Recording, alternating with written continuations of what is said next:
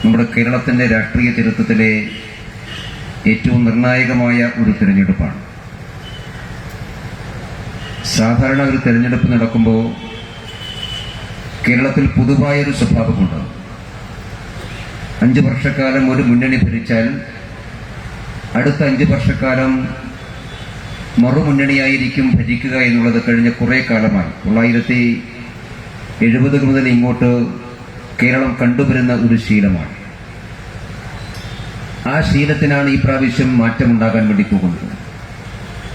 ഈ പ്രാവശ്യത്തെ തെരഞ്ഞെടുപ്പിൽ ഏത് മുന്നണി ജയിക്കുമെന്ന് മുൻകൂട്ടി പ്രവചിക്കാൻ ആർക്കും സാധിക്കാത്ത രീതിയിലേക്ക് കേരളത്തിലെ രാഷ്ട്രീയ രംഗം ധ്രുവീകരിക്കപ്പെടുന്നു എന്നുള്ളതാണ് ഏറ്റവും സവിശേഷമായിട്ടുള്ള സാഹചര്യം. CPM-ന്റെയും കോൺഗ്രസും നേതൃത്വം കൊടുക്കുന്ന 2 മുന്നണികളായി പകുത്തുമാറ്റപ്പെട്ടിരിക്കുന്ന കേരള രാഷ്ട്രീയം മൂന്നാമതൊരു രാഷ്ട്രീയത്തെ കൂടി സ്വീകരിക്കാൻ തയ്യാറാകുന്നു. ഒരു മൂന്നാം ബദൽ കേരളത്തിൽ സൃഷ്ടിക്കപ്പെട്ടിരിക്കുന്നു എന്നുള്ളതാണ് ഈ നിയമസഭാ തെരഞ്ഞെടുപ്പിന്റെ ഏറ്റവും പ്രധാനപ്പെട്ട പ്രത്യേകത. ഭാരതീയ ജനതാ പാർട്ടി നേതൃത്വം കൊടുക്കുന്ന ദേശീയ ജനാധിപത്യ സഖ്യം ഞങ്ങൾക്ക് കേരളം ഭരിക്കാൻ സാധിക്കുമെന്ന് ഈ സഖ്യത്തിന്റെ ചെയർമാനും BJP-യുടെ സംസ്ഥാന അധ്യക്ഷനും പറഞ്ഞപ്പോൾ ഞങ്ങൾക്ക് കേരളം ഭരിക്കാൻ 72 സീറ്റുകളുടെ ആവശ്യമില്ല, ഒരു 10-42 സീറ്റുകൾ ഞങ്ങൾക്ക് കിട്ടിയാൽ കേരളം ഭരിക്കാൻ ഞങ്ങൾക്ക് സാധിക്കുമെന്ന് പറഞ്ഞപ്പോൾ അതിനെ പരിഹസിച്ചവരും കളിയാക്കിയവരും എല്ലാവരുമുണ്ട്. പക്ഷെ ഇന്ന് കേരളത്തിന്റെ ബഹുമാനപ്പെട്ട മുഖ്യമന്ത്രി പറയുന്നത് 42 സീറ്റ് BJP-ക്ക് കിട്ടിയാൽ ബാക്കി MLA-മാർ കോൺഗ്രസ് എന്ന് വരും. അതുകൊണ്ടാണ് 42 കിട്ടിയാൽ കേരളം BJP ഭരിക്കുമെന്ന് പറയുന്നത് എന്നുള്ളതാണ്. 42 സീറ്റ് കിട്ടുമെന്ന് ഏതായാലും മുഖ്യമന്ത്രി സമ്മതിച്ചല്ലോ. ബാക്കി വരാനിരിക്കുന്ന ഏത് മുന്നണികളാണല്ലോ പ്രശ്നം. ബഹുമാനപ്പെട്ട മുഖ്യമന്ത്രിക്ക് സംശയമൊന്നും വേണ്ട. 42 സീറ്റ് BJP-ക്ക് കിട്ടിയാൽ കോൺഗ്രസിൽ നിന്ന് മാത്രമല്ല CPM-ൽ നിന്നും ധാരാളം ആളുകൾ ഈ പാർട്ടിയിലേക്ക് ചേരാൻ, ഈ മുന്നണിയിലേക്ക് ചേരാനുണ്ടാകും. ഞങ്ങൾ സ്ഥാനാർത്ഥികളായി നിർത്തിയത് കോൺഗ്രസ് വിട്ടുവന്നവരെ മാത്രമല്ല, CPM-ന്ന് വിട്ടുവന്നവരെയും BJP-യും NDA-യും സ്ഥാനാർത്ഥികളാക്കി നിർത്തിയിട്ടുണ്ട്. മാവേലിക്കരയിൽ ദേശീയ ജനാധിപത്യ സഖ്യത്തിന്റെ സ്ഥാനാർത്ഥി ഈ കഴിഞ്ഞ തെരഞ്ഞെടുപ്പിൽ ഇടതുപക്ഷ ജനാധിപത്യ മുന്നണിക്കും CPM-ന് വേണ്ടി സജീവമായി പ്രവർത്തിച്ചിട്ടുള്ള വ്യക്തിയാണ്. സ്ഥാനാർത്ഥിയാകാൻ വേണ്ടി മറുകണ്ഠം ചാടിയിട്ടുള്ള ആളല്ല. CPM-നോടും DYFയോടും പരസ്യമായി പ്രതിഷേധം രേഖപ്പെടുത്തി അവരുടെ നിലപാടുകളെ തള്ളിപ്പറഞ്ഞുകൊണ്ട് ഭാരതീയ ജനതാ പാർട്ടിയിലേക്ക് വരാൻ തയ്യാറായിട്ടുള്ള ഊർജ്ജസ്വലനായ ഒരു ചെറുപ്പക്കാരനെയാണ്, ഒരു പട്ടികജാതി ചെറുപ്പക്കാരനെയാണ്, DYFയുടെ ബ്ലോക്ക് പ്രസിഡന്റായി പ്രവർത്തിച്ചിട്ടുള്ള ഒരു ചെറുപ്പക്കാരനെയാണ് ഞങ്ങൾ മാവേലിക്കരയിൽ ദേശീയ ജനാധിപത്യ സഖ്യത്തിന്റെ സ്ഥാനാർത്ഥിയായി മത്സരിപ്പിക്കുന്നത്. NDA-യുടെ കോട്ടയം നിയമസഭാ മണ്ഡലത്തിലെ സ്ഥാനാർത്ഥി CPM-ന്റെ പഞ്ചായത്ത് ബോർഡ് പ്രസിഡന്റായി ദീർഘകാലം പ്രവർത്തിച്ചിട്ടുള്ള, കേരളത്തിലും കോട്ടയത്തും അറിയപ്പെടുന്ന കമ്മ്യൂണിസ്റ്റ് കുടുംബത്തിൽ പറഞ്ഞിട്ടുള്ള മിനർവ മോഹൻ എന്ന് പറയുന്ന അറിയപ്പെടുന്ന ഒരു കമ്മ്യൂണിസ്റ്റുകാരിയെയാണ് ഞങ്ങൾ കോട്ടയം നിയമസഭാ മണ്ഡലത്തിൽ സ്ഥാനാർത്ഥിയാക്കിയിട്ടുള്ളത്. അതുകൊണ്ട് ബഹുമാനപ്പെട്ട മുഖ്യമന്ത്രിക്ക് വേവലാതിയും സംശയവും ഒന്നും വേണ്ട. സ്ഥാനാർത്ഥി പട്ടികയിൽ പഴയ CPM-കാർ ധാരാളമുണ്ട്. ജയിച്ചാലും CPM-ൽ നിന്ന്, മാർക്സിസ്റ്റ് പാർട്ടിയിൽ നിന്നും, ഇടതുപക്ഷ മുന്നണിയിൽ നിന്നും BJP-യിലേക്ക് ആളുകൾ വരാനുണ്ടാകും എന്ന കാര്യത്തിൽ തർക്കമില്ല.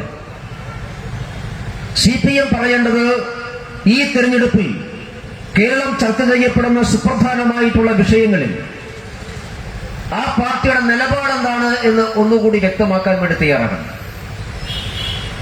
ഏപ്രിൽ 6-ാം തീയതി നടക്കുന്ന തെരഞ്ഞെടുപ്പിൽ ശബരിമല വിഷയം ചർച്ച ചെയ്യണമെന്നൊന്നും BJP പറഞ്ഞിട്ടില്ല. ശബരിമല പ്രശ്നമാണ് ഈ നിയമസഭാ തെരഞ്ഞെടുപ്പിലെ പ്രധാനപ്പെട്ട ചർച്ചാ വിഷയമെന്ന് ഞങ്ങളാരും എവിടെയും പറഞ്ഞിട്ടില്ല. പക്ഷെ ശബരിമല ഉൾപ്പെടെയുള്ള വിഷയങ്ങൾ സജീവമായി ചർച്ച ചെയ്യാൻ സാധ്യതയുണ്ട് എന്നുള്ളത് കൊണ്ടാണ് ഒരു യൂട്ടേൺ നടത്താൻ CPM തയ്യാറായിട്ടുള്ളത്. ഇടതുപക്ഷ ജനാധിപത്യ മുന്നണിയുടെ ഈ നിയോജക മണ്ഡലത്തിന്റെ കൺവെൻഷനിൽ ആ മുന്നണിയുടെ സ്ഥാനാർത്ഥി നടത്തിയൊരു പ്രസംഗം ഞാൻ കേട്ടു. അദ്ദേഹം പറഞ്ഞത്, ഞാനൊരു വിശ്വാസിയാണ്, ഞാൻ അയ്യപ്പന്റെ ക്ഷേത്രത്തിൽ പോകുന്ന ആളാണ്, എനിക്ക് ശബരിമല ശാസ്താവിൽ വിശ്വാസമുണ്ട്, ഞാൻ ഒരാളുടെയും വ്യക്തിപരമായിട്ടുള്ള വിശ്വാസത്തെ ചോദ്യം ചെയ്യണമെന്നും ആഗ്രഹിക്കുന്നില്ല. യഥാർത്ഥ വിശ്വാസിയാണെങ്കിൽ തലയിൽ മുണ്ടിട്ട് അമ്പലത്തിൽ പോകേണ്ട ആവശ്യമൊന്നുമില്ല, ആളുകൾ കാണാൻ അമ്പലത്തിൽ പോകുന്നതാണ് ഏറ്റവും നല്ലത്. പക്ഷെ പ്രശ്നം അതൊന്നുമല്ല. ഇന്നിപ്പോ CPM-ന്റെ അഖിലേന്ത്യാ നേതൃത്വം കൃത്യമായി പറഞ്ഞിരിക്കുന്നു, ശബരിമല വിഷയത്തിൽ CPM-ന് ഒരു തെറ്റും പറ്റിയിട്ടില്ല, CPM-ന്റെ നിലപാടിൽ ഒരു മാറ്റവുമില്ല, യുവതികളെ ശബരിമലയിലേക്ക് കയറ്റണമെന്ന് തന്നെയാണ് CPM-ന്റെ നിലപാട് എന്ന് അർത്ഥസംഘക്കടയില്ലാത്ത വിധം CPM-ന്റെ അഖിലേന്ത്യാ ജനറൽ സെക്രട്ടറി ഇന്ന് പറഞ്ഞിരിക്കുന്നു. ഞാൻ ഈ നിയോജക മണ്ഡലം മത്സരിക്കുന്ന എന്റെ ബഹുമാനായിട്ടുള്ള സ്നേഹിതൻ ഇടതുപക്ഷ ജനാധിപത്യ മുന്നണിയുടെ സ്ഥാനാർത്ഥിയോട് ഒരു കാര്യം ലളിതമായി ചോദിക്കാൻ ആഗ്രഹിക്കുന്നു. സീതാറാം യെച്ചൂരിയുടെ പ്രസ്താവനയെ അങ്ങ് തള്ളിപ്പറയാൻ തയ്യാറുണ്ടോ? ഈ നിലപാടിനോട് എനിക്ക് യോജിപ്പില്ല എന്ന് പറയാൻ LDF-ന്റെ സ്ഥാനാർത്ഥി തയ്യാറുണ്ടോ? ശബരിമലയിലേക്ക് സ്ത്രീകളെ കയറ്റുക എന്നുള്ളതാണ് പാർട്ടി നിലപാട്. യുവതികളെ ശബരിമല ക്ഷേത്രത്തിലേക്ക് കയറ്റണമെന്നുള്ളതാണ് പാർട്ടി നിലപാടെന്ന സീതാറാം യെച്ചൂരിയുടെ പ്രസ്താവനയോട് ഇടതുപക്ഷ ജനാധിപത്യ മുന്നണിയുടെ സ്ഥാനാർത്ഥി യോജിക്കുന്നുണ്ടോ ഇല്ലയോ? നിങ്ങൾ നിലപാട് വ്യക്തമാക്കണം. ഒരേ സമയത്ത് വിശ്വാസികളെ കുപ്പായമിട്ടുകൊണ്ട് ഞാൻ വിശ്വാസിയാണ് എന്ന് പറഞ്ഞുകൊണ്ട് ഈ നാട്ടിലെ എല്ലാ വിശ്വാസങ്ങളെയും ഇല്ലാതാക്കുന്ന, ക്ഷേത്രങ്ങളെയും ക്ഷേത്രാചാരങ്ങളെയും ഇല്ലാതാക്കി നാസ്തികന്മാരെയും അവിശ്വാസികളുടെയും കയ്യിലേക്ക് ആരാധനാലയങ്ങളെ എത്തിക്കുക എന്ന കമ്മ്യൂണിസ്റ്റ് അജണ്ട നടപ്പിലാക്കുന്നവരുടെ കൂടെ നിന്നാൽ അതെങ്ങനെ വിശ്വാസിയാകും? അതെങ്ങനെ വിശ്വാസമാകും? അതുകൊണ്ട് ശബരിമല വിഷയത്തിൽ CPM-ന്റെ നിലപാട് വ്യക്തമാക്കാൻ ഇനിയും അവർ തയ്യാറാകണം. കഴിഞ്ഞ ദിവസമാണ് ദേവസ്വം വകുപ്പ് മന്ത്രി കടകംപള്ളി സുരേന്ദ്രൻ പറഞ്ഞത് ഞങ്ങൾക്ക് തെറ്റുപറ്റിപ്പോയി എന്ന്. ഇന്നിപ്പോ അദ്ദേഹത്തോട് വീണ്ടും പ്രതികരണം ചോദിച്ചു. എന്നൊരു അക്ഷരം മിണ്ടാൻ തയ്യാറായിട്ടില്ല. പാർട്ടി അഖിലേന്ത്യാ നേതൃത്വം ഈ കാര്യത്തിൽ നിലപാട് സ്വീകരിച്ചപ്പോ സീതാറാം യെച്ചൂരിയുടെ പ്രസ്താവനയെ തള്ളിപ്പറയാൻ ദേവസ്വം മന്ത്രി കടകംപള്ളിയും തയ്യാറായിട്ടില്ല. അതിനർത്ഥം പ്രിയപ്പെട്ടവരെ നമ്മൾ മനസ്സിലാക്കേണ്ടതാണ്, CPM നിലപാട് മാറിയിട്ടില്ല, CPM-യുടെ സമീപനം മാറിയിട്ടില്ല.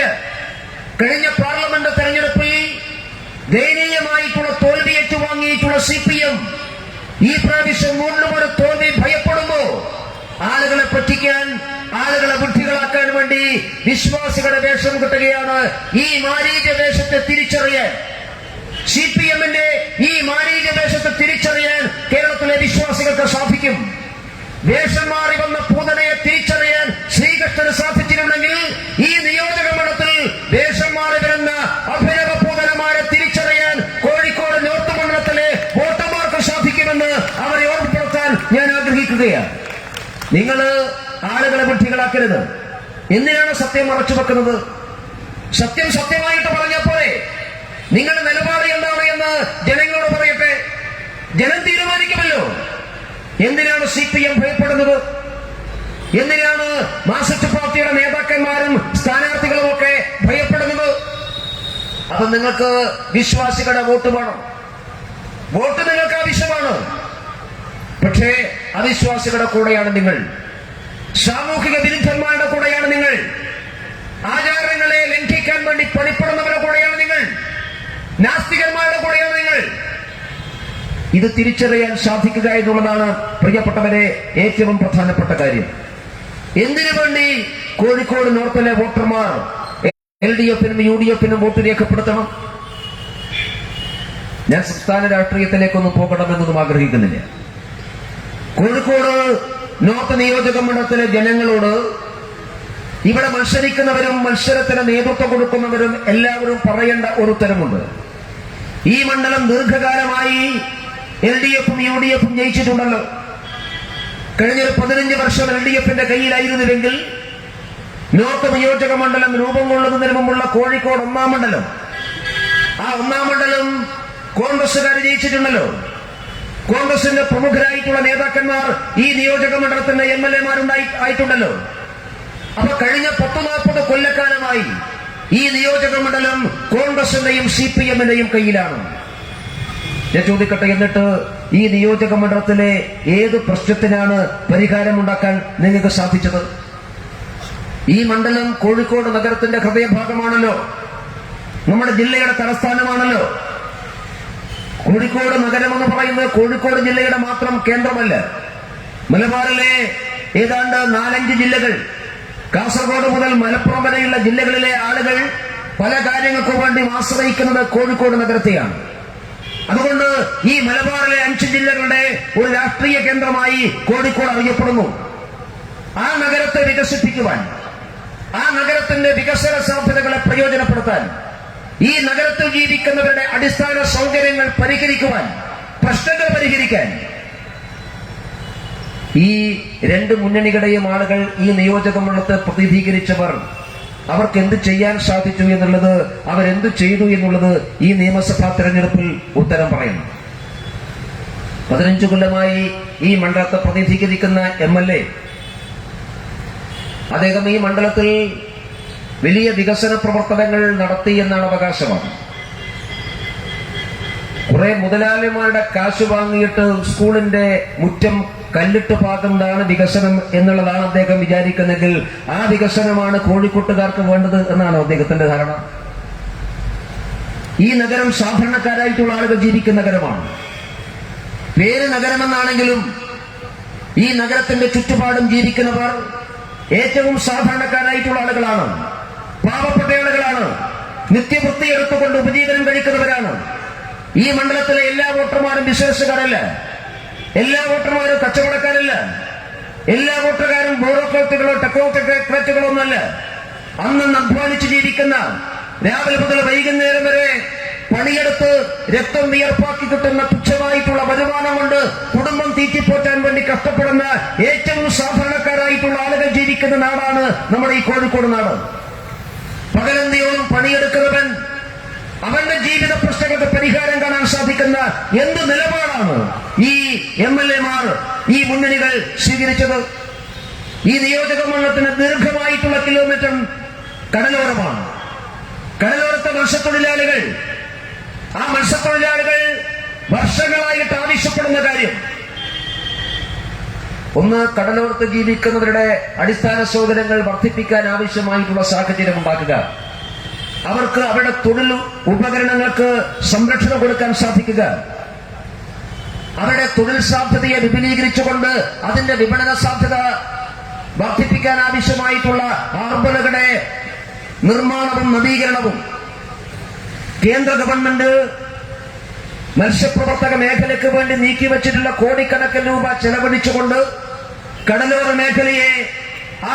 മേഖലയെ സാധാരണക്കാരായിട്ടുള്ള മത്സ്യത്തൊഴിലാളികളുടെ ജീവിതം മെച്ചപ്പെടുത്താൻ ആവശ്യമായ ഏതെങ്കിലും ഒരു പദ്ധതി, ഞാൻ ഒരുപാട് പദ്ധതികളെ കുറിച്ചൊന്നും ചോദിക്കുന്നില്ല, ഒരു പദ്ധതി നടത്തിയിട്ടുണ്ടോ? കഴിഞ്ഞ ദിവസം അതിലൂടെ പോകുമ്പോ നമ്മുടെ ആളുകൾ പറഞ്ഞു, കടപ്പുറത്ത് മുഴുവൻ തന്നെ വിളക്ക് കാലുകൾ സ്ഥാപിച്ചിട്ടുണ്ട്, പക്ഷെ വിളക്ക് മാത്രമില്ല. വെളിച്ചം കൊടുക്കാനാണല്ലോ വിളക്ക്. വർഷങ്ങളായി അതവിടെ കിടക്കുകയാണ്. എന്റെ MLA ഫണ്ടിൽ പണമില്ലേ? ബഡ്ജറ്റിൽ കോഴിക്കോട് നഗരത്തിന് വേണ്ടി, കോഴിക്കോട് നോർത്ത് മണ്ഡലത്തിന് വേണ്ടി നീക്കിവെച്ചിട്ടുള്ള പണം നിങ്ങൾ എവിടെയാ ചെലവഴിച്ചത്? ആർക്ക് വേണ്ടിയിട്ടാ ചെലവഴിച്ചത്? ഏത് വികസനത്തിന് വേണ്ടിയിട്ടാ ചെലവഴിച്ചത്?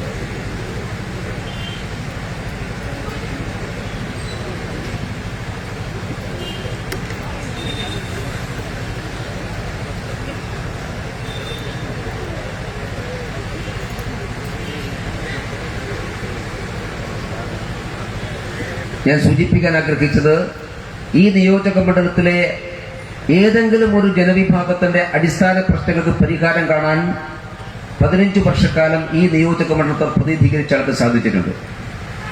ഇനി അതല്ല, ഈ നഗരത്തിലെ ജനങ്ങളുടെ, നഗരത്തിലേക്ക് വരുന്ന പതിനായിരക്കണക്കിന് ആളുകളുടെ വിഷയമാണെങ്കിൽ കോഴിക്കോട് നഗരം ഇന്ന് അനുഭവിക്കുന്നത് ഏറ്റവും പ്രധാനപ്പെട്ട പ്രശ്നം വലിയ തോതിലുള്ള ഗതാഗത കുരുക്കാണ്.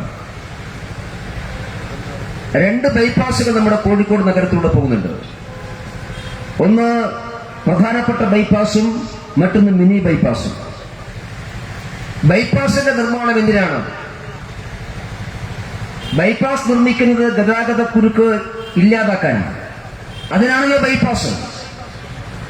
പക്ഷെ ഈ കേരളത്തിൽ ഒരുപാട് ബൈപ്പാസുകളുണ്ട്. അവിടെ എവിടെയും നാം കാണാത്തത് ഈ കോഴിക്കോട് നഗരത്തിൽ ഏറ്റവും കൂടുതൽ ഗതാഗത കുരുക്കുള്ളത് ഈ ബൈപ്പാസിലാണ്. നിങ്ങൾ പൂളാടിക്കുന്ന് മുതൽ രാമനാട്ടുകര വരെ ഒരു വാഹനത്തിൽ പോകണമെങ്കിൽ ഇവിടുന്ന് കണ്ണൂർ പോകുന്ന സമയം വേണം പൂളാടിക്കുന്നെത്തി രാമനാട്ടുകരത്തെ. പിന്നെ എന്തിനാ ബൈപ്പാസ്? എന്നാ പിന്നെ നഗരത്തിലൂടെ പോയപ്പോഴേ. ഇനി കാരപ്പുറമ്പ് മുതൽ ബേബി മെമ്മോറിയൽ ഹോസ്പിറ്റൽ വരെ എത്തണമെങ്കിൽ നിങ്ങൾ ഏറ്റവും ചുരുങ്ങിയത് ഒരു 20-30 മിനിറ്റ് എടുക്കും. കാരപ്പുറമ്പ് നടന്നാൽ 20 മിനിറ്റ് കൊണ്ട് ബേബി മെമ്മോറിയൽ ഹോസ്പിറ്റലിലേക്ക് എത്താം. പിന്നെ എന്തിനാ ഈ ബൈപ്പാസ്? നിങ്ങൾ സ്ഥലം എക്വയർ ചെയ്യുന്ന സമയത്ത് ഏറ്റവും ചുരുങ്ങിയത് ഒരു 40 വർഷത്തേക്കെങ്കിലും നമ്മുടെ നാട്ടിലുണ്ടാക്കുന്ന വാഹന പെരുപ്പത്തെ കണക്ക് കൂട്ടിക്കൊണ്ട് ഗതാഗത കുരുക്ക് ഒഴിവാക്കാനാണല്ലോ നാം ബൈപ്പാസുകൾ ആരംഭിക്കുന്നത്. എന്തേ ആവശ്യമായിട്ടുള്ള സ്ഥലം ഏറ്റെടുക്കാൻ തയ്യാറായില്ല? ഏറ്റവും സാധാരണ ബൈപ്പാസുകൾ എന്ന് പറഞ്ഞാൽ 6 വരിയോ 8 വരിയോ ആവണം. ഞാൻ അംഗീകരിക്കാൻ ഭാഗത്തിൽ വേണമെങ്കിൽ നിങ്ങൾക്ക് 8 വരി ബൈപ്പാസ് നിർമ്മിക്കാൻ ബുദ്ധിമുട്ടുണ്ട്, 6 വരി ഉണ്ടാക്കാമല്ലോ. എന്തിനാണ് സ്ഥലം ഏറ്റെടുക്കുന്ന സമയത്ത് ആരുടെ സമ്മർദ്ദത്തിന് വഴങ്ങിയാണ് ഈ ഭരണ നേതൃത്വം? അന്നും MLA ഇദ്ദേഹം തന്നെയാണല്ലോ. എന്തുകൊണ്ട് ഈ ഗതാഗത കുരുക്ക് പരിഹരിക്കാൻ വേണ്ടി സാധിക്കുന്നില്ല? കഴിഞ്ഞ 25 കൊല്ലമായി ഈ നഗരത്തിലെ ഗതാഗത കുരുക്ക് പരിഹരിക്കാൻ വേണ്ടിയിട്ടുള്ള ഫ്ലൈ ഓവറുകളെ കുറിച്ച് നാം പറയുന്നു. ബഹുമാനപ്പെട്ട സുഹൃത്ത്, അദ്ദേഹം MLA ആയ ആദ്യത്തെ 5 വർഷം അന്ന് എല്ലാ ചർച്ചകളിലും അദ്ദേഹം പറഞ്ഞത് നമ്മുടെ ഈ എരഞ്ഞിപ്പാലത്ത്, അതായത് സിവിൽ സ്റ്റേഷന് നടക്കാവിലേക്ക് ഞാനൊരു ഫ്ലൈ ഓവർ ഉണ്ടാക്കുമെന്നാണ്. എവിടെ പോയി ഫ്ലൈ ഓവർ? കിഫ്ബി വന്നപ്പോ 5 കൊല്ലം മുമ്പ് കിഫ്ബി വന്നപ്പോ അപ്പോഴും അദ്ദേഹം പറഞ്ഞു, എന്റെ കിഫ്ബിയിലെ ആദ്യത്തെ പ്രപ്പോസൽ എന്ന് പറയുന്നത് കാരപ്പുറമ്പ് ഒരു ഫ്ലൈ ഓവർ, എരഞ്ഞിപ്പാലത്തൊരു ഫ്ലൈ ഓവർ. കിഫ്ബി വന്നിട്ട് 5 വർഷമായല്ലോ. ഏതെങ്കിലും ഒരു ബഡ്ജറ്റിൽ ഒന്നും വേണ്ട, ഒരു സാധ്യതാ പഠനത്തിന് വേണ്ടി ഒരു 10 ലക്ഷം രൂപ നിങ്ങൾ നിർമ്മാണ പ്രവർത്തനം ആരംഭിക്കേണ്ട. കിഫ്ബി എന്ന് പറഞ്ഞുകൊണ്ട് കേരളത്തിലെ നിരവധി കേന്ദ്രങ്ങളിൽ ഒരുപാട് പദ്ധതികൾ നിങ്ങൾ പ്രഖ്യാപിച്ചല്ലോ. ഈ കോഴിക്കോട് നഗരത്തിലെ ഗതാഗത കുരുക്കിന് പരിഹാരം കാണാൻ ആവശ്യമായിട്ടുള്ള ഏതെങ്കിലും ഒരു പദ്ധതി നിങ്ങൾ കൊണ്ടുവന്നു? എന്തേ സാധിച്ചില്ല? എന്തേ ഒരു പ്രപ്പോസൽ പോലും കൊടുക്കാൻ വേണ്ടി തയ്യാറായില്ല? നഗരം മനോഹരമാക്കാൻ പരിശ്രമിച്ചു എന്നുള്ളതാണ് മറ്റൊരു അവകാശവാദം. ഈ കോഴിക്കോട് നഗരം ഏറ്റവും വലിയ കുടിവെള്ള പ്രശ്നം നേരിടുന്ന ഒരു പ്രദേശമാണ്. ജനുവരി ഫെബ്രുവരി മാസമാകുമ്പോൾ തന്നെ നമ്മുടെ നാട്ടിലെ ജനങ്ങൾ അതിരൂക്ഷമായിട്ടുള്ള കുടിവെള്ളക്ഷാമത്തെ നേരിടുന്നു. കോഴിക്കോട് നഗരത്തിലെ ജനങ്ങൾക്ക് കുടിവെള്ളം കൊടുക്കാൻ സാധിക്കുന്ന ശുദ്ധജല വിതരണ പദ്ധതിയെക്കുറിച്ച് ധാരാളം ശുപാർശകൾ ഒരുപാട് ഏജൻസികൾ നടത്തിയിട്ടുണ്ട്. ആ ശുപാർശകളിൽ ഏതെങ്കിലും ഒരു ശുപാർശ പൊടിതട്ടിയെടുത്ത് ഒരു പ്രപ്പോസലായിട്ട് മുമ്പോട്ട് വെക്കാൻ എന്തേ 15 കൊല്ലക്കാലം ഈ നിയോജക മണ്ഡലത്തെ പ്രതികരിച്ച MLAക്ക് കഴിയാതെ പോയി? കനോലി കനാലിന്റെ കാര്യം എല്ലാവർക്കും അറിയാമല്ലോ. അത് വൃത്തിയാക്കാനും സംരക്ഷിക്കാനും വേണ്ടി എത്ര പദ്ധതികൾ. ഏറ്റവും ഒടുവിൽ 4 വർഷം മുമ്പ് ഇവിടുത്തെ പുഴ സംരക്ഷണ സമിതി എന്ന് പറഞ്ഞുകൊണ്ട് കുറെ ആളുകൾ ചേർന്നുകൊണ്ട് ഒരു വലിയ പ്രപ്പോസൽ തയ്യാറാക്കി. കേന്ദ്ര ഗവൺമെന്റിന് സമർപ്പിച്ചു, സംസ്ഥാന ഗവൺമെന്റിന് സമർപ്പിച്ചു. കേന്ദ്ര ഗവൺമെന്റിന് സമർപ്പിച്ച പ്രപ്പോസൽ സംസ്ഥാന ഗവൺമെന്റ് ശുപാർശക്ക് വേണ്ടി തിരിച്ചയച്ചു. ഞങ്ങളന്ന് കേന്ദ്രമന്ത്രിയെ കണ്ടതാണ്. ആ ബഹുമാനപ്പെട്ട ശ്രീ കുമ്മനം രാജശേഖരൻ പാർട്ടി സംസ്ഥാന പ്രസിഡന്റാണ്. അദ്ദേഹത്തിന്റെ നേതൃത്വത്തിൽ ഈ കലോനി കനാൽ സംരക്ഷണ സമിതിയുടെ ആളുകൾ ശ്രീ കുമ്മനത്തിന്റെ കൂടെ കേന്ദ്രമന്ത്രിയെ കണ്ടതാണ്. തത്വത്തിൽ ആ പദ്ധതി കേന്ദ്രം അംഗീകരിക്കുകയും ആവശ്യമായിട്ടുള്ള സാമ്പത്തിക സഹായം കേന്ദ്ര സർക്കാരിന്റെ ഭാഗത്ത് ചെയ്യാം. പക്ഷേ ആ പദ്ധതിയുടെ ഒരു ഏജൻസി, നോഡൽ ഏജൻസി സംസ്ഥാന സർക്കാർ നിശ്ചയിക്കുന്നതായിരിക്കണം. അതുകൊണ്ട് സംസ്ഥാന സർക്കാരിന്റെ അനുവാദം വേണം, സംസ്ഥാന സർക്കാരിന്റെ പങ്കാളിത്തം വേണം. ഞാൻ ബഹുമാനപ്പെട്ട MLA യോട് ചോദിക്കട്ടെ, ഞങ്ങൾ നിങ്ങളോട് നേരിട്ട് പറഞ്ഞിരുന്നല്ലോ, എന്തേ ആ പ്രപ്പോസൽ നിങ്ങൾക്ക് സ്വീകരിക്കാൻ സാധിച്ചില്ല? നിങ്ങൾക്ക് വലിയ പണച്ചെലവൊന്നും ഉണ്ടായിരുന്നില്ലല്ലോ. കേന്ദ്ര ഗവൺമെന്റ് പണം കൊടുക്കാൻ തയ്യാറായിട്ടും എന്തേ ആ പദ്ധതിയെക്കുറിച്ച് ഈ നഗരത്തിന്റെ മുഖം മാറ്റാൻ സാധിക്കുന്ന, നഗരത്തിലെ കുടിവെള്ളക്ഷാമം അടക്കം പരിഹരിക്കാൻ സാധിക്കുന്ന വിപുലമായ ഒരു പദ്ധതി നിങ്ങളാരും തയ്യാറാക്കിയതല്ല. പരിസ്ഥിതി പ്രേമികളായ ഈ നഗരത്തെ സ്നേഹിക്കുന്ന കുറെ ആളുകൾ തയ്യാറാക്കിയിട്ടുള്ള കോൺക്രീറ്റ് ആയ ഒരു പദ്ധതി ഉണ്ടായിട്ട് ആ പദ്ധതിക്ക് ആവശ്യമായിട്ടുള്ള സാമ്പത്തിക സഹായം കൊടുക്കാൻ തയ്യാറാണ് എന്ന് കേന്ദ്ര സർക്കാർ പറഞ്ഞിട്ട് സംസ്ഥാന സർക്കാരിനെ കൊണ്ട് ഒഫീഷ്യലായി ഒരു പ്രപ്പോസൽ കേന്ദ്ര ഗവൺമെന്റ് മുമ്പാകെ കൊണ്ടുവരാൻ വേണ്ടി പോലും എന്റെ പ്രിയ സുഹൃത്ത് 15 കൊല്ലക്കാലം ഈ മണ്ഡലത്തെ പ്രതിനിധീകരിച്ച MLAക്ക് കഴിയാതെ പോയി. അതാ ഞാൻ നേരത്തെ സൂചിപ്പിച്ചത്, നിങ്ങൾ 15 കൊല്ലം എന്താ ചെയ്തിട്ടുള്ളത്? മുഖം മിനിക്കാൻ ആർക്കും സാധിക്കും. പക്ഷേ നാടിന്റെ വികസനം എന്നുള്ളത് മുഖം മിനിക്കൽ മാത്രമല്ല. കേന്ദ്ര നഗര വികസന മന്ത്രാലയം നമ്മുടെ നാട്ടിലെ എല്ലാ നഗരങ്ങളുടെയും വികസനത്തിന് വേണ്ടി കോടിക്കണക്കിന് രൂപ ചെലവഴിക്കുന്നുണ്ട്. ആ പദ്ധതിയാണല്ലോ അമൃത് പദ്ധതി.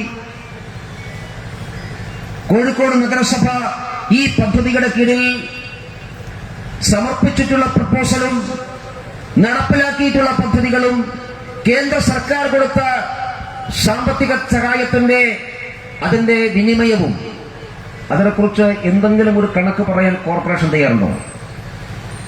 നിങ്ങളാണല്ലോ ചെയ്തിട്ടുള്ളത്. എന്തുകൊണ്ട് ആ പദ്ധതി പൂർത്തീകരിക്കാൻ സാധിച്ചില്ല?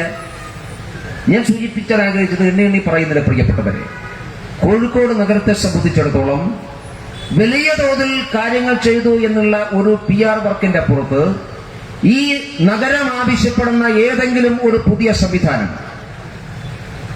ഒരു 40 കൊല്ലക്കാലത്തെ മുമ്പത്തെ കലാലയമല്ലാതെ ഒരു പുതിയ കലാലയം ഈ കോഴിക്കോട് വന്നിട്ടുണ്ടോ? പറയട്ടെ. കോഴിക്കോട് നഗരത്തിലെ എല്ലാ പ്രധാനപ്പെട്ട ക്യാമ്പസുകളും, അറിയപ്പെടുന്ന ക്യാമ്പസുകൾ മുഴുവനും സ്വകാര്യ സംരംഭകന്മാരുടേതാണ്. ഒന്നുകിൽ 100% സ്വകാര്യ മാനേജ്മെന്റിലുള്ളതാണ്, അല്ലെങ്കിൽ മിഷണറീസ് ഓഫ് ചാരിറ്റീസ് നടത്തുന്നതാണ്, അല്ലെങ്കിൽ മറ്റേതെങ്കിലും സംഘടനകൾ നടത്തുന്നതാണ്. സർക്കാരിന്റെ പരിശ്രമത്തിന്റെ ഫലമായി ഏത് സ്ഥാപനമാണ്, ഏത് കോഴ്സാണ് പുതുതായി വന്നിട്ടുള്ളത്? നിങ്ങൾ പറയണം. ഉണ്ടെങ്കിൽ ഉണ്ട് എന്ന് പറഞ്ഞാൽ മതിയല്ലോ, ഞങ്ങൾ പിൻവലിക്കാം. എന്ത് കൊണ്ടുവന്നു നിങ്ങൾ? അതുകൊണ്ടാണ് ഞാൻ ചോദിക്കുന്നത്, നിങ്ങൾ കോഴിക്കോടിന് എന്ത് കൊടുത്തു? കോഴിക്കോട്ടുകാർ നിങ്ങൾ ജയിപ്പിച്ചിട്ടുണ്ട്. കോൺഗ്രസിനെയും CPM-നെയും ജയിപ്പിച്ചിട്ടുണ്ട്. പക്ഷെ തിരിച്ചു കോഴിക്കോട്ടുകാർക്ക് CPM-ഉം കോൺഗ്രസും എന്ത് കൊടുത്തു എന്ന് ചോദ്യമുണ്ട്. ആ ചോദ്യത്തിന് ഉത്തരം പറയാൻ CPM-ന് ബാധ്യതയുണ്ട്, കോൺഗ്രസിന് ബാധ്യതയുണ്ട്, ആ മുന്നണികൾക്ക് ബാധ്യതയുണ്ട്. ഒന്നും കൊടുക്കാൻ നിങ്ങൾ തയ്യാറായിട്ടില്ല. ഒന്നും കൊടുക്കാതിരിക്കുമ്പോഴും നിങ്ങളെ വോട്ട് ചെയ്ത് വിജയിപ്പിച്ചവരാണ് കോഴിക്കോട് നഗരത്തിലെ ജനം. ഇനിയും ഈ ഏർപ്പാട് വേണമോ എന്നുള്ളതാണ് ഞങ്ങളുടെ പ്രധാനപ്പെട്ട ചോദ്യം. അവിടെയാണ് വികസനത്തെക്കുറിച്ചുള്ള അടിസ്ഥാനപരമായിട്ടുള്ള കാഴ്ചപ്പാടുകൾ ഉണ്ടാവേണ്ടത്. ഭാരതീയ ജനതാ പാർട്ടിക്ക് ഈ നാടിന്റെ വികസനത്തെക്കുറിച്ച് ഒരു നിലപാടുണ്ട്, ഒരു സമീപനമുണ്ട്. ഞങ്ങൾ ഈ കോഴിക്കോട് ജയിച്ചിട്ടില്ല. ഈ കോർപ്പറേഷൻ ഭരിക്കാനും ഞങ്ങൾക്ക് അവസരമൊന്നും കിട്ടിയിട്ടില്ല. പക്ഷേ ഈ നഗരത്തിന്റെ വികസനത്തെക്കുറിച്ച് BJPക്ക് ഒരു കാഴ്ചപ്പാടുണ്ട്. 2 വർഷം മുമ്പ് കോഴിക്കോട് നഗരത്തിന്റെ വികസനം ഉണ്ടാവണം എന്നുള്ളതിനെ കുറിച്ച് ഞങ്ങൾ ഈ നഗരത്തിലെ പ്രമുഖരായിട്ടുള്ള എല്ലാ വിഭാഗം ആളുകളെയും സംഘടിപ്പിച്ചുകൊണ്ട് നാം ഒരു ചർച്ച നടത്തി. ബഹുമാനപ്പെട്ട കേരളത്തിന്റെ മുൻ അഡീഷണൽ ചീഫ് സെക്രട്ടറി എന്ന CD ആനന്ദബോസിന്റെ നേതൃത്വത്തിൽ ഈ നഗരത്തിലെ എല്ലാവരെയും ബന്ധപ്പെട്ടുകൊണ്ട്, അത് കച്ചവടക്കാരുണ്ട്, ബിസിനസ്സുകാരുണ്ട്, തൊഴിലാളികളായിട്ടുള്ള ആളുകളുണ്ട്, ടെക്നോക്രാറ്റുകളായിട്ടുള്ള ആളുകളുണ്ട്, ബ്യൂറോക്രാറ്റുകളായിട്ടുള്ള ആളുകളുണ്ട്, പരിസ്ഥിതി പ്രവർത്തകന്മാരുണ്ട്, കാർഷിക രംഗത്ത് പ്രവർത്തിക്കുന്നവരുണ്ട്, എല്ലാവരെയും വിളിച്ചുകൂട്ടി. വ്യത്യസ്ത മേഖല 100-100ഓളം ആളുകൾ പങ്കെടുത്തിരുന്നു. ഈ നഗരം എങ്ങനെയാണ് വികസിക്കേണ്ടത്? കോർപ്പറേഷൻ ജയിച്ചിട്ടല്ല ഞങ്ങളത് ചെയ്തത്, MLA-മാരുണ്ടായിട്ടല്ല ചെയ്തത്. ഉത്തരവാദപ്പെട്ട രാഷ്ട്രീയ പാർട്ടി എന്നുള്ളതൊക്കെ നമുക്ക് ജനങ്ങളോട് ബാധ്യതയുള്ളത് കൊണ്ടാണ് ഈ നഗരത്തിന്റെ വികസനത്തെക്കുറിച്ചുള്ള ഒരു കാഴ്ചപ്പാട് നമ്മൾ മുമ്പോട്ട് വെച്ചത്. അത് വികസനത്തെക്കുറിച്ചുള്ള ശരിയായിട്ടുള്ള നിലപാടുള്ളത് കൊണ്ടാണ്, സമീപനമുള്ളത് കൊണ്ടാണ്. ആ കാഴ്ചപ്പാടിന്റെ അടിസ്ഥാനത്തിൽ ഈ നാട്ടിൽ ഒരു വളർച്ചയുണ്ടാകണമെങ്കിൽ, നമുക്ക് മുമ്പോട്ട് പോകണമെങ്കിൽ അതിനാവശ്യമായിട്ടുള്ള നേതൃത്വം ഉണ്ടാവണം. നമുക്ക് ധാരാളം വിഭവങ്ങളുണ്ട്. കോഴിക്കോട് നഗരത്തിന് മെച്ചപ്പെടാൻ ഒരു കിഫ്ബിയുടെയും ആവശ്യമില്ല. കേരളത്തിൽ ഏറ്റവും കൂടുതൽ പ്രവാസികളുടെ പണം വരുന്നത് നമ്മുടെ കോഴിക്കോട് നഗരമാണ്. നമുക്കെല്ലാവർക്കും അറിയാമല്ലോ. ഗൾഫിൽ പണിയെടുക്കുന്നവർ കൂടുതൽ മലപ്പുറം ജില്ലയിലായിരിക്കാം. പക്ഷേ ഗൾഫിൽ ജോലി ചെയ്യുന്ന വലിയ വലിയ ബിസിനസ്സുകാർ അവരുടെ പണം നിക്ഷേപിക്കാനുള്ള കേന്ദ്രമായി അവർ തിരഞ്ഞെടുക്കുന്നത് കോഴിക്കോടിനെയാണ്. അതുകൊണ്ട് ഏറ്റവും കൂടുതൽ പ്രവാസികളുടെ പണം വരുന്ന ഒരു നഗരമാണ് കോഴിക്കോട് നഗരം. ഞാൻ ബഹുമാനപ്പെട്ട MLA-മാരോട്, ഈ കോർപ്പറേഷനെ ഭരിക്കുന്നവരോട്, നാളിതുവരെ ഈ പ്രവാസികളുടെ പണത്തെ പ്രയോജനപ്പെടുത്താൻ, ആ പ്രവാസികളുടെ മുമ്പിൽ കൈനീട്ടി കാശ് വാങ്ങി നിങ്ങളുടെ പോക്കറ്റിലേക്ക് കൊണ്ടുപോവുക എന്നല്ലാതെ ആ പ്രവാസികളുടെ പണം കൊണ്ട് 4 പേർക്ക് ജോലി കിട്ടാവുന്ന ഏതെങ്കിലും ഒരു സംരംഭം നിങ്ങൾക്ക് തുടങ്ങാൻ സാധിച്ചു? പ്രവാസികൾ പണം നിക്ഷേപിക്കാൻ തയ്യാറാണല്ലോ. പ്രവാസികൾ പണം അവർക്ക് ലാഭകരമായിട്ടുള്ള മേഖലകളിൽ നിക്ഷേപിക്കാൻ തയ്യാറാണല്ലോ. എന്തേ നിങ്ങളത് പ്രയോജനപ്പെടുത്താൻ ശ്രമിച്ചില്ല? ഏറ്റവും കൂടുതൽ കാർഷിക വിഭവങ്ങളുടെ വിപണന സാധ്യതയുള്ള ഒരു പ്രദേശമാണ് നമ്മുടെ കോഴിക്കോട്. നമ്മുടെ മണ്ഡലത്തിന്റെ ഭാഗമല്ലെങ്കിലും കോഴിക്കോട് വലിയങ്ങാടി ഈ നഗരത്തിന്റെ ഒരു ഹൃദയമാണ്. വലിയങ്ങാടി ചരിത്രപരമായ വലിയ പ്രാധാന്യമുള്ള ഒരു പട്ടണം, നഗരം, ഒരു പ്രദേശമാണ്. അത് ഈ മലബാറിലെ ഒരു വിപണന സാധ്യതയുള്ള ഒരു പ്രദേശമാണ്. കോഴിക്കോട് ജില്ലയിലെ കാർഷിക വിപണന കേന്ദ്രമായി എത്രയോ കാലമായി നാം പരിഗണിക്കുന്ന ഒരു നഗരമാണ് കോഴിക്കോട് നഗരം. ഞാൻ ബഹുമാനപ്പെട്ട MLA-യോട് ചോദിക്കട്ടെ, 15 കൊല്ലക്കാലം നിങ്ങൾക്ക് അവസരം കിട്ടി ഈ ജില്ലയിലെ ലക്ഷക്കണക്കിന് കർഷകന്മാരുടെ കാർഷികോൽപ്പന്നങ്ങളുടെ ഒരു വിപണന കേന്ദ്രം ഈ കോഴിക്കോട് നഗരത്തിൽ തുടങ്ങാൻ നിങ്ങൾക്ക് സാധിച്ചോ? നിങ്ങൾക്ക് സാധിച്ചില്ലല്ലോ. ഭക്ഷ്യവസ്തുക്കളുടെ കോൾഡ് സ്റ്റോറേജുകൾ കേന്ദ്ര ഗവൺമെന്റ് പണം കൊടുക്കുന്നതാണ്. കേന്ദ്ര സർക്കാർ വടകരക്കാണ് കൊടുക്കുന്നത്. വടകരയിൽ സ്ഥലമില്ല, അതുകൊണ്ട് ആ പണം ലാപ്സായി പോയി. അന്ന് ഞങ്ങൾ കോഴിക്കോട് നഗരത്തിന്റെ മേയറോടും ഇവിടുത്തെ MLA-മാരോടും വന്ന് ഞങ്ങൾ പറഞ്ഞു, നിങ്ങൾ തയ്യാറാണെങ്കിൽ സ്ഥലമില്ലാത്തത് കൊണ്ട് വടകരയിൽ നഷ്ടപ്പെട്ടു പോയിട്ടുള്ള ഈ ഭക്ഷ്യസാധനങ്ങളുടെ കോൾഡ് സ്റ്റോറേജ്, കോടിക്കണക്കിന് രൂപയുടെ ഇൻവെസ്റ്റ്മെന്റുള്ള പദ്ധതി നമുക്ക് കോഴിക്കോട് കൊണ്ടുവരാം. കമായെന്ന ലക്ഷണം ഈ MLA മിണ്ടിയിട്ടില്ല. അന്ന് മേയർ, ഇന്ന് LDF-ന്റെ സ്ഥാനാർത്ഥിയാണ് മേയർ. ഞങ്ങൾ മേയറോട് പറഞ്ഞു, നിങ്ങൾക്ക് ഈ നഗരത്തിനകത്തൊരു സ്ഥലം കണ്ടെത്താൻ സാധിക്കുമോ? ആ പദ്ധതി കോഴിക്കോടേക്ക് കൊണ്ടുവരാൻ. ഞാൻ MLA-യോടും ഈ മേയറോട്, പഴയ മേയറോട് ചോദിക്കുന്നു, എന്തുകൊണ്ട് 5 വർഷക്കാലം അവസരമുണ്ടായിട്ട് ഒരു സ്ഥലം ഏറ്റെടുക്കാൻ, കോടിക്കണക്കിന് രൂപയുടെ കേന്ദ്ര നിക്ഷേപത്തെ ഈ നഗരത്തിലേക്ക് കൊണ്ടുവരാൻ സാധ്യതയുണ്ടായിട്ട് നിങ്ങൾ എന്തേ ചെയ്തില്ല? ആരോടായിരുന്നു നിങ്ങളുടെ താല്പര്യം? നരേന്ദ്രമോദി ഗവൺമെന്റിന്റെ ഒരു സ്ഥാപനം കോഴിക്കോട് വന്നാൽ അതിന്റെ ഗുണം BJP-ക്കാർക്ക് കിട്ടിപ്പോകുമെന്നുള്ളത് കൊണ്ടാണോ നിങ്ങൾ വേണ്ട എന്ന് തീരുമാനിച്ചത്? എന്തുകൊണ്ട് അത്തരം സാധ്യതകളെ നിങ്ങൾക്ക് പ്രയോജനപ്പെടുത്താൻ സാധിച്ചില്ല? നേരത്തെ ഒരു ശുപാർശയുണ്ടായിരുന്നു. നമ്മുടെ ഞാൻ നേരത്തെ പറഞ്ഞല്ലോ, ഏറ്റവും സമൃദ്ധമായിട്ടുള്ള കടലോരമുള്ള ഒരു നഗരമാണ് നമ്മുടെ കോഴിക്കോട് നഗരം. കോഴിക്കോട് നഗരത്തിൽ നമ്മുടെ പുതിയങ്ങാടിയിലും വള്ളയിലുമൊക്കെയുള്ള ഈ തീരദേശത്ത് അവിടുത്തെ മത്സ്യത്തൊഴിലാളികൾക്ക് വേണ്ടി ഒരു ഫിഷറീസ് സർവകലാശാല എന്നുള്ളത് എത്രയോ ദശാബ്ദങ്ങളായിട്ടുള്ള ശുപാർശയാണ്. കേന്ദ്ര കൃഷി മന്ത്രാലയത്തിന്റെ കീഴിൽ ഫിഷറീസ് വകുപ്പുള്ള സമയത്താണ് എറണാകുളത്ത് അതിന്റെ ഒരു പരിശ്രമം നടന്നത്. പക്ഷെ കഴിഞ്ഞ 4 നൂറ്റാണ്ടുകളായി ഈ കോഴിക്കോട് നഗരത്തിൽ ഒരു ഫിഷറീസ് സർവകലാശാലയുടെ പ്രപ്പോസലുണ്ട്. ഞാൻ ചോദിക്കട്ടെ, എന്ത് നിങ്ങൾക്ക് സാധിച്ചില്ല? നിങ്ങൾ ഒരുപാട് സർവകലാശാലകൾ പുതുതായി ഉണ്ടാക്കുന്നവരാണല്ലോ. നിങ്ങൾ ശ്രമിച്ചിരുന്നുവെങ്കിൽ സാധിക്കുമായിരുന്നല്ലോ. ഈ പ്രാവശ്യം കേന്ദ്ര ഫിഷറീസ് മന്ത്രാലയം മത്സ്യത്തൊഴിലാളികൾക്ക് വേണ്ടി കോടിക്കണക്കിന് രൂപ അനുവദിക്കാൻ തയ്യാറായിട്ടുണ്ട്. കോടിക്കണക്കിന് രൂപ മത്സ്യവിപണനത്തെയും ആ വിപണന സാധ്യതകളെയും മത്സ്യ തൊഴിലാളികളുടെ വിദ്യാഭ്യാസവും മത്സ്യമേഖലയുടെ ആധുനികവൽക്കരണവും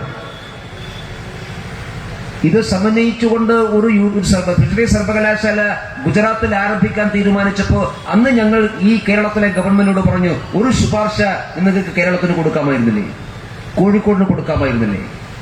സാധിക്കുമായിരുന്നല്ലോ. നമ്മുടെ ഫിഷറീസ് വകുപ്പിന്റെ മന്ത്രി അദ്ദേഹം എറണാകുളത്ത് വന്നപ്പോ മത്സ്യപ്രവർത്തകരുടെ യോഗത്തിൽ പങ്കെടുത്തു. ആ യോഗത്തിൽ ഈ കാര്യം പറഞ്ഞപ്പോൾ അദ്ദേഹം പറഞ്ഞു, സംസ്ഥാന സർക്കാർ ശുപാർശ ചെയ്താൽ കേന്ദ്ര ഗവൺമെന്റ് തയ്യാറാണ്. പക്ഷെ ഒരു ശുപാർശ കൊടുത്തില്ലല്ലോ. എന്താ MLA സാധിച്ചില്ല? വ്യക്തിപരമായി സംസാരിച്ച സമയത്ത് എത്രയോ വട്ടം നമ്മൾ പറഞ്ഞതാണല്ലോ. ഓഖി ദുരന്തമുണ്ടായപ്പോ ബഹുമാനപ്പെട്ട പ്രധാനമന്ത്രി കേരളത്തിൽ വന്നു.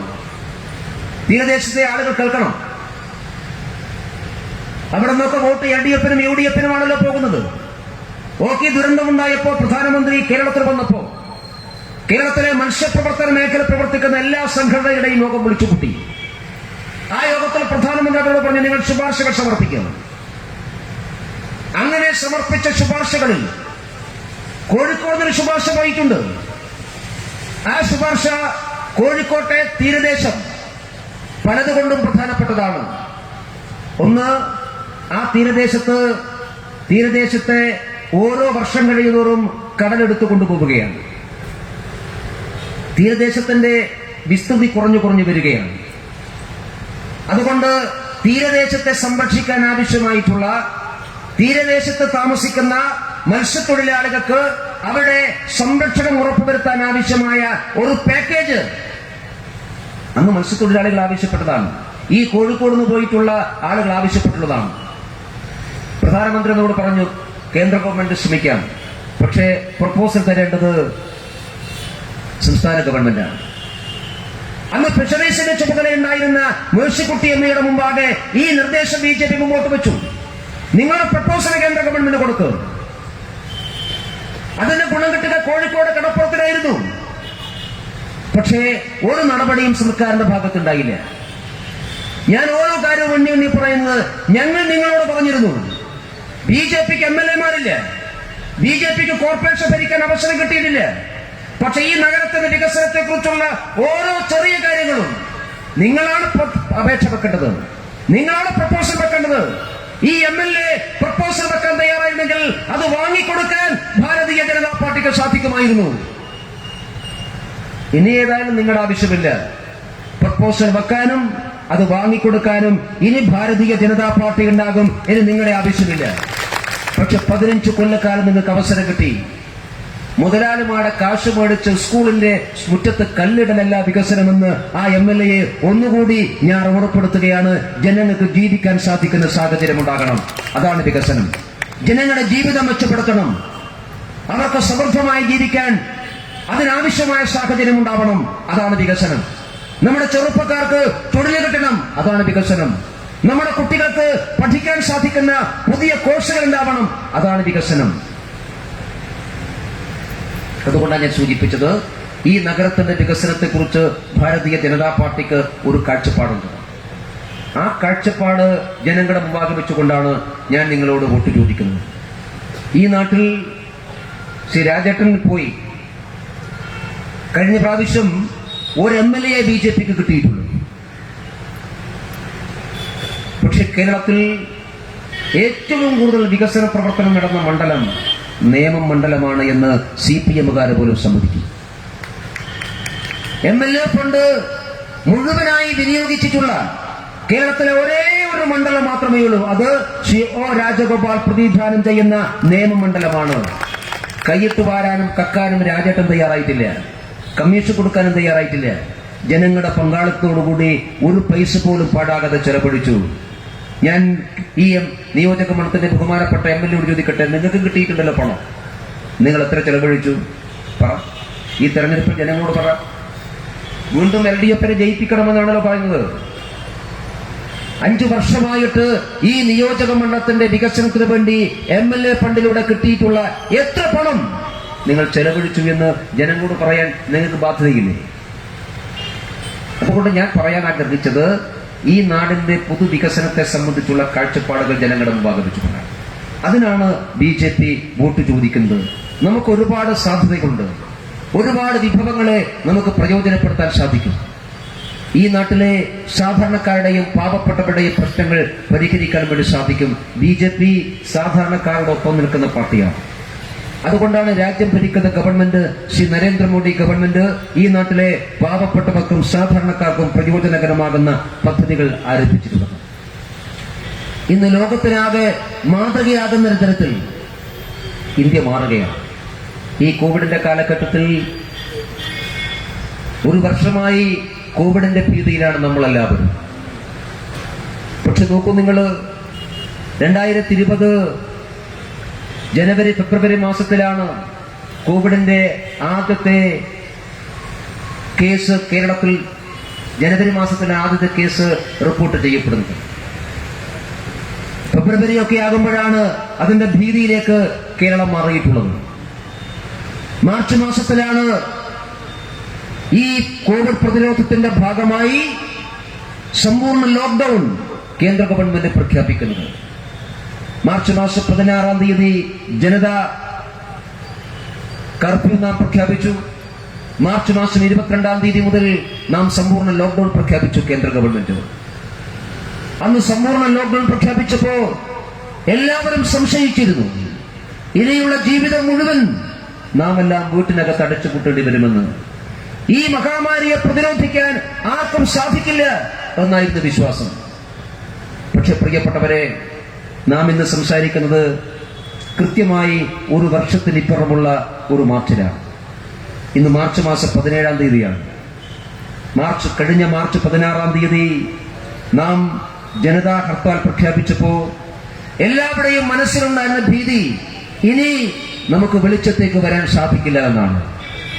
പക്ഷെ ഇന്ന് 1 വർഷത്തിനിപ്പുറം നാം ആഹ്ലാദത്തോടുകൂടി, സന്തോഷത്തോടുകൂടി മാസ്ക് വെച്ചാലും ഇല്ലെങ്കിലും നമുക്കിന്ന് നിർഭയമായി പുറത്തിറങ്ങാൻ സാധിക്കും. കാരണം ആ രോഗത്തെ പ്രതിരോധിക്കാൻ ആവശ്യമായിട്ടുള്ള വാക്സിൻ നാം കണ്ടെത്തിയിരിക്കുന്നു. ആ രോഗത്തെ പ്രതിരോധിക്കാൻ നമുക്ക് സാധിക്കുന്നു. അതിന് ലോകം ഇന്ന് സാല്യൂട്ട് ചെയ്യുന്നത് ഈ രാജ്യത്തെയാണ്, ഈ രാജ്യം ഭരിക്കുന്ന പ്രധാനമന്ത്രി നരേന്ദ്രമോദിയാണ്. കളിയാക്കിയിട്ടുണ്ടല്ലോ നരേന്ദ്രമോദി. അദ്ദേഹം ജനതാ കർഫ്യൂ പ്രഖ്യാപിച്ച സമയത്ത് നമ്മുടെ കേരളത്തിലെ പ്രധാനപ്പെട്ട ഒരു CPM-ന്റെ യുവ നേതാവിന്റെ ഫേസ്ബുക്ക് പോസ്റ്റ് ഇപ്പോഴും ഉണ്ട്, നിങ്ങൾ നോക്കിയാൽ മതി, MP രാജേഷ്. അദ്ദേഹം കളിയാക്കിക്കൊണ്ട് പറഞ്ഞത്, വീട്ടിനകത്ത് അടച്ചിരുന്നാൽ കൊറോണ പോകുമോ, ഒരു ദിവസം ആഴ്ചത്തെ കൊറോണ പോകുമോ, ഇതായിരുന്നു അദ്ദേഹത്തിന്റെ പോസ്റ്റ്. ജനതാ കർഫ്യൂവിന് ശേഷം നമ്മൾ സമ്പൂർണ്ണ ലോക്ക്ഡൌണിന് വേണ്ടി പാട്ട കൊട്ടാൻ വേണ്ടി പറഞ്ഞു ജനതാ കർഫ്യൂ. തോമസ് ഐസക്കിന്റെ ഒരു പോസ്റ്റ് ഉണ്ടായിരുന്നു, ഞാനും പാട്ട കൊട്ടിയിട്ടുണ്ട്, പക്ഷേ പാട്ട കൊട്ടി കോവിഡിനെ കിട്ടുന്ന പണി വിദ്യ എനിക്ക് മനസ്സിലായിട്ടില്ല. നരേന്ദ്രമോദി ഇപ്പോൾ പാട്ട കൊട്ടുന്നുണ്ട്, പക്ഷേ അദ്ദേഹം ലോകത്തിന്റെ മുമ്പിൽ നേതൃത്വം ഏറ്റെടുത്തുകൊണ്ടാണ്. തോമസ് ഐസക്കിന്റെ ഗതി നാട്ടുകാരുടെ മുമ്പിൽ പാട്ട കൊട്ടേണ്ട ഗതികേടാണ് ഇപ്പൊ തോമസ് ഐസക്കിനുള്ളത് എന്ന് നമുക്കെല്ലാവർക്കും അറിയാം. ഞാൻ സൂചിപ്പിച്ചത് അങ്ങേയറ്റം ആക്ഷേപിച്ചു, കളിയാക്കി, പരിഹസിച്ചു. പ്രിയപ്പെട്ടവരെ, ഇന്ന് നമുക്ക് ആത്മാഭിമാനത്തോടുകൂടി ശിരസ്സുയർത്തിപ്പിടിച്ച് പറയാൻ സാധിക്കും, ലോകത്തിന് മുമ്പിൽ ഈ മഹാമാരിയെ പ്രതിരോധിക്കാൻ ആവശ്യമായ നേതൃത്വം, ആ നേതൃത്വം ഭാരതീയ ജനതാ പാർട്ടിയായിരുന്നു. ഈ ലോക്ക്ഡൌൺ പ്രഖ്യാപിച്ചപ്പോൾ എനിക്ക് ഇന്നും ഓർമ്മയുണ്ട്, എല്ലാവർക്കും അത്ഭുതമായിരുന്നു. എങ്ങനെയാണ് ഒരു ഗവൺമെന്റിന് ഇത്രകാലം, ആദ്യത്തെ ലോക്ക്ഡൌൺ 21 ദിവസമായിരുന്നു, അത് പിന്നെ നീണ്ടു പോയി. 21 ദിവസത്തെ ലോക്ക്ഡൌൺ ആദ്യം പ്രഖ്യാപിക്കുമ്പോൾ അത്ഭുതത്തോടു കൂടിയാണ് ആളുകൾ ചോദിച്ചത്, ഇന്ത്യയെ പോലെയുള്ള രാജ്യത്ത് ആളുകൾ വെളിയിലിറങ്ങാതിരിക്കുന്നു. ഇത്രയും വിശാലമായ 132 കോടി ആളുകൾ ജീവിക്കുന്ന രാജ്യത്ത്, ആയിരക്കണക്കിന് ചേരികളുള്ള ഈ നാട്ടിൽ, ആ നാട്ടിലെ ആളുകളോടെല്ലാവരും വീട്ടിനകത്ത് അടച്ചിരിക്കണമെന്നൊരു ഗവൺമെന്റ് പറഞ്ഞാൽ അത് പ്രാവർത്തികമാകുമോ? ഇല്ലെങ്കിൽ അടിയന്തരാവസ്ഥ പോലെയുള്ള നിയമം കൊണ്ടുവരേണ്ടി വരും. അങ്ങനെ നിയമം കൊണ്ടുവരാതെ ആളുകളെല്ലാവരും അകത്തിരിക്കുമോ? ഇങ്ങനെ കളിയാക്കിയവരും ആക്ഷേപിച്ചവരും പരിഹസിച്ചവരുമുണ്ട്. ഇന്ത്യ സമ്പൂർണ്ണ ലോക്ക്ഡൌൺ പ്രഖ്യാപിച്ചപ്പോ അത്ഭുതത്തോടുകൂടി ഇത് പ്രാവർത്തികമാകില്ല എന്ന് പറഞ്ഞവരുണ്ട്. പക്ഷെ പ്രിയപ്പെട്ടവരെ, 21 ദിവസക്കാലത്തേക്ക് പ്രഖ്യാപിച്ച ലോക്ക്ഡൌൺ 64 ദിവസക്കാലം ഈ രാജ്യത്തിലെ 132 കോടി ആളുകൾ അവർ വെളിയിലിറങ്ങിയില്ല. പ്രധാനമന്ത്രിയുടെ വാക്ക് കേട്ടുകൊണ്ട് അവരെല്ലാവരും വീട്ടിനകത്തിരുന്നത് നമുക്കെല്ലാവർക്കും ഓർമ്മയുണ്ട്. അങ്ങനെ ഒരു പ്രധാനമന്ത്രി ഒരു വാക്കുകൊണ്ട്, ഒരേ ഒരു വാക്കുകൊണ്ട് ഈ രാജ്യത്തിലെ 132 കോടി ആളുകളെ 2 മാസക്കാലത്തോളം വീട്ടിനകത്തിരുത്താൻ ഈ രാജ്യം ഭരിക്കുന്ന ഗവൺമെന്റിന് സാധിച്ചത് ആ സർക്കാരിൽ ഈ രാജ്യത്തിലെ ജനങ്ങൾക്കുള്ള വിശ്വാസം കൊണ്ടാണ്. ഈ രാജ്യത്തിന്റെ പ്രധാനമന്ത്രിയിൽ ജനങ്ങൾക്കുള്ള വിശ്വാസം ഉള്ളതുകൊണ്ടാണ്. ആ പ്രധാനമന്ത്രിയോടൊപ്പം ഈ കേരളവും പോകണമെന്നാണ് ഭാരതീയ ജനതാ പാർട്ടി പറയുന്നത്. ഈ നിയമസഭാ തെരഞ്ഞെടുപ്പിൽ ബിജെപിയുടെയും എൻഡിഎയുടെയും മുദ്രാവാക്യം കേരളം നരേന്ദ്രമോദിയോടൊപ്പം ഉണ്ടാവണം. ലോകത്തിന്റെ വിശ്വാസത്തെ കാത്തു സൂക്ഷിക്കുന്ന നേതാവാണ് ശ്രീ നരേന്ദ്രമോദി. ലോകത്തിലെ ജനങ്ങളെ കൊണ്ട് അംഗീകരിപ്പിച്ച നേതാവാണ് ശ്രീ നരേന്ദ്രമോദി. ലോകത്തിലെ ചെറുതും വലുതുമായിട്ടുള്ള രാജ്യങ്ങളെ കൊണ്ട് നേതൃത്വം അംഗീകരിപ്പിച്ചിട്ടുള്ള നേതാവാണ് ശ്രീ നരേന്ദ്രമോദി. അദ്ദേഹത്തിന്റെ വികസനത്തെ ലോകം അംഗീകരിക്കുന്നു. അദ്ദേഹത്തിന്റെ നേതൃത്വത്തെ ലോകം അംഗീകരിക്കുന്നു. അദ്ദേഹത്തിന്റെ കാഴ്ചപ്പാടുകളെ ലോകം അംഗീകരിക്കുന്നു. ആ മോഡിയോടൊപ്പം കേരളവും ഉണ്ടാകണം. ആ മോഡിയോടൊപ്പം നമ്മുടെ കോഴിക്കോടും ഉണ്ടാകണം. ഈ ആശയമാണ് പ്രിയപ്പെട്ടവരെ, ഈ മുദ്രാവാക്യമാണ് ഈ നിയമസഭാ തെരഞ്ഞെടുപ്പിൽ ഞങ്ങൾ നിങ്ങളോട് മുമ്പോട്ട് വെക്കുന്നത്. ഞാൻ നിങ്ങളോട് വോട്ട് ചോദിക്കുന്നത് പഴയ കോഴിക്കോടിനെ തിരിച്ചു കൊണ്ടുവരാൻ വേണ്ടിയാണ്. പഴയ കോഴിക്കോട് ഒരുപാട് പ്രത്യേകതകളുള്ള കോഴിക്കോടായിരുന്നു. ഒരു പാട്ട് തന്നെ ഉണ്ട്, ഒരു സിനിമാ പാട്ട്, ഞമ്മന്റെ കോഴിക്കോട്. ആ കോഴിക്കോട് എന്ന വാക്ക് കേൾക്കുമ്പോൾ തന്നെ നമുക്കൊരു സുഖമാണ്.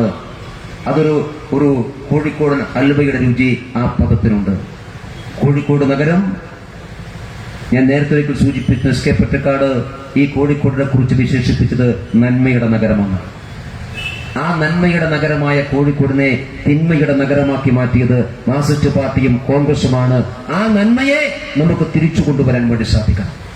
കോഴിക്കോടിന്റെ ഗതകാല പ്രൗഢിയെ തിരിച്ചു കൊണ്ടുവരാൻ വേണ്ടി നമുക്ക് സാധിക്കണം. ഈ നഗരത്തിലെ എല്ലാ വിഭവങ്ങളെയും പ്രയോജനപ്പെടുത്താൻ നമുക്ക് സാധിക്കണം.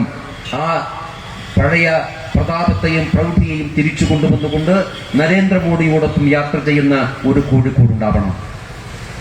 നരേന്ദ്രമോദിയുടെ വികസന സ്വപ്നങ്ങളെ സാക്ഷാത്കരിക്കുന്ന ഒരു കോഴിക്കോട് ഉണ്ടാവണം. നരേന്ദ്രമോദിയുടെ ദീർഘദർശിത്വമുള്ള പദ്ധതികളെ സാക്ഷാത്കരിക്കാൻ സാധിക്കുന്ന ഒരു കോഴിക്കോട് ഉണ്ടാകണം. നരേന്ദ്രമോദി മുന്നോട്ട് വെക്കുന്ന മനുഷ്യ വിഭവശേഷിയുടെ പ്രയോജനത്തെ ഉൾക്കൊള്ളാൻ സാധിക്കുന്ന ഒരു കോഴിക്കോട് ഉണ്ടാകണം.